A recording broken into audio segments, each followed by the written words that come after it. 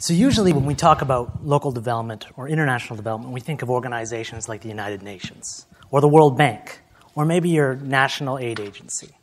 Now, in 5 minutes, I can't talk about everything in community development, but I do want to talk about one specific village called Kanyamene.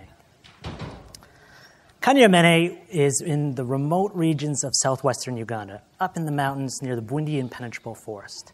To get there, you need to take your 4x4, and when you're done with that, you need to take a motorbike, and when you can go no further, you start hiking, way up. Now, I was recently invited to visit Kanyamene and work with local leadership to discuss some of the challenges they are experiencing and talk about some solutions that maybe we could work through. Now, as we discussed through, what they identified were things like a shortage of food, the children weren't able to go to school, as well as not enough income to buy basic materials.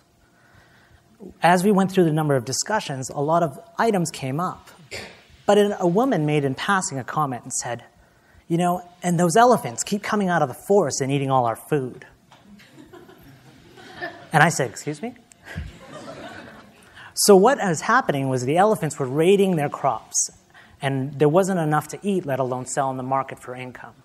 As a result, the parents were pulling their children out of school to stay in the fields and throw rocks at incoming elephants.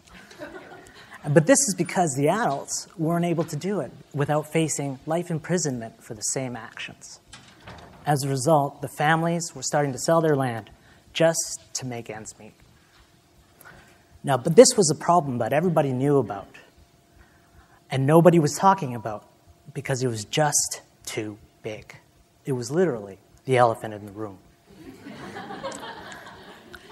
Now, elephants don't really have a lot of natural predators. In fact, they pretty much well do as they please, except they're afraid of bees. Now, an elephant is covered with a tough hide all over, except for the area around their eyes and just behind their ears, where bees that are swarming tend to find. They're so afraid of bees, actually, that studies have found that just the noise of bees will turn elephants running around in the opposite direction. So the community brought together the local beekeepers, community members with knowledge on setting up fences, as well as the Raising the Village team to create and build these beehive fences. And the beehive fences were made of locally made beehives, placed a few meters apart from one another, and attached by a single wire. Now, when an elephant came in and touched that wire, all of the hives would move in unison, and the bees would swarm, effectively scaring away any of the elephants.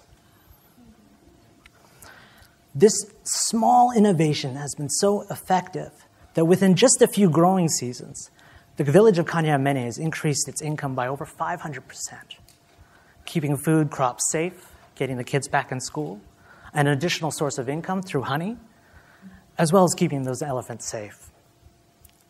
However, just a few miles away, Kanyamene's success doesn't really apply to another village, where their key issue is that mountain gorillas are scaring the children on the way to school, and they're experiencing high dropout rates.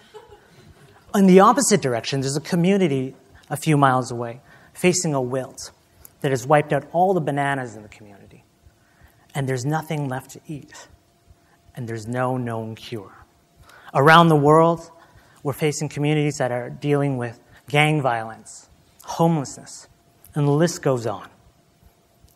See, each village's challenges are very unique, and it's only within the membership and the community that really understands the challenges they're facing. They need to be a part of the solution. Sometimes when we're facing an elephant in our community, we feel like a single bee. But if we come together, talk about the issues that are most important to us, we can become the swarm that sees change. Thank you.